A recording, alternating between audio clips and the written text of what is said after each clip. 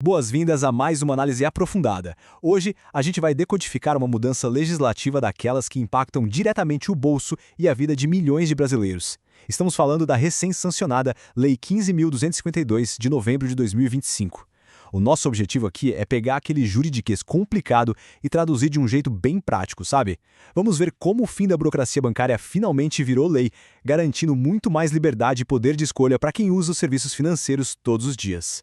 Para começar, vale aquela reflexão bem prática. Quem nunca se sentiu totalmente exausto ou frustrado com o excesso de burocracia só para conseguir movimentar o próprio dinheiro? Historicamente, essa é uma dor super comum, né? Trabalhadores, servidores públicos, aposentados, todo mundo acaba sentindo essa sensação de ficar refém de uma instituição financeira específica, enfrentando processos engessados e cheios de atritos simplesmente para conseguir acessar o próprio salário no fim do mês. Ninguém merece passar por isso. Mas é exatamente aí que entra a grande novidade que a gente vai explorar hoje. A solução legal e definitiva para esse problema chegou. E ela atende pelo nome de Lei 15.252 de 2025. Neste nosso detalhamento visual, a ideia é dissecar passo a passo como essas novas regras funcionam na vida real. Nosso foco vai ser examinar direto na fonte, indo direto ao texto da lei, mais especificamente nos capítulos 1 e 2, para entender com total clareza como esse poder de escolha foi finalmente devolvido aos cidadãos. Certo, vamos mergulhar fundo nisso. O mapa da nossa análise de hoje está dividido de um jeito bem estruturado em 6 passos. 1.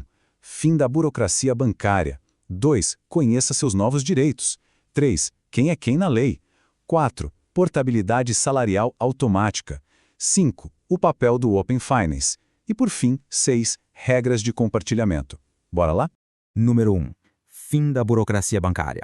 Olha, essa legislação representa uma verdadeira quebra de paradigmas. A gente não está falando de uma mudancinha qualquer de normas, não. É uma mudança histórica para os usuários do nosso sistema financeiro. Dando uma olhada na publicação oficial da lei, lá de 4 de novembro de 2025, direto no Diário Oficial da União, já dá para notar a força da ementa inicial. O artigo 1º vai direto ao ponto. A lei existe para dispor sobre os direitos da pessoa natural usuária de serviços financeiros. Ou seja, ela crava uma base legal inquestionável de garantias fundamentais para as pessoas físicas baterem de frente com as grandes instituições. É um marco. Seção 2. Conheça seus novos direitos. Agora, o que é realmente interessante nesse ponto é que, partindo dessa premissa de proteção, o capítulo 1 da lei, logo de cara no artigo 2º, mapeia 4 pilares essenciais que o Estado passa a garantir de forma bem explícita. Número 1, a portabilidade salarial automática, que, aliás, vai ser o grande foco da nossa análise de hoje. Número 2, o direito ao débito automático entre instituições diferentes. Número 3, aquele direito inalienável à informação que tem que ser clara e transparente. E número 4, o direito de contratar crédito especial com juros reduzidos. É, literalmente um pacote super robusto de proteção. Seção 3. Quem é quem na lei? Bom, para conseguir entender essas garantias na prática, a gente precisa ter muita clareza sobre quem são os atores principais nessa história toda. O primeiro conceito, e com certeza o mais importante, é o de beneficiário. A lei define o beneficiário como uma pessoa natural que possui o direito de exercer a portabilidade salarial. Em bom português, é o trabalhador assalariado, o funcionário público, o aposentado. É a pessoa comum que, com essa nova legislação, passa a ter a palavra final e o poder absoluto sobre para onde o próprio dinheiro vai. O segundo termo técnico para a gente guardar é a instituição depositária. Trazendo para o dia a dia, essa é a instituição financeira onde o dinheiro cai num primeiro momento.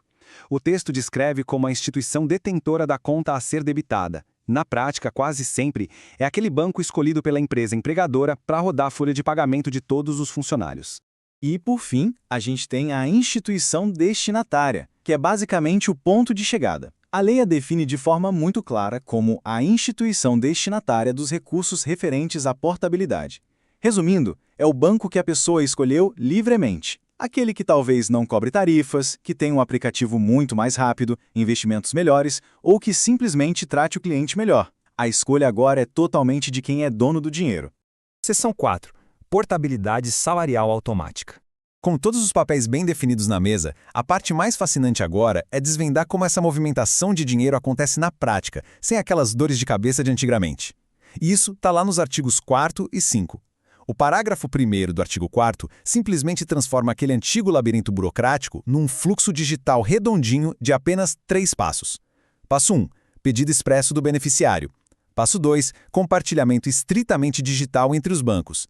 E passo 3, transferência direta e automática para a conta de titularidade do beneficiário.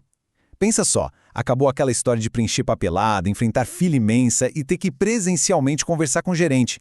Número 5. O papel do Open Finance. Diante dessa facilidade toda, é super natural surgir a dúvida como que essa mágica tecnológica acontece de um jeito seguro, integrado e instantâneo.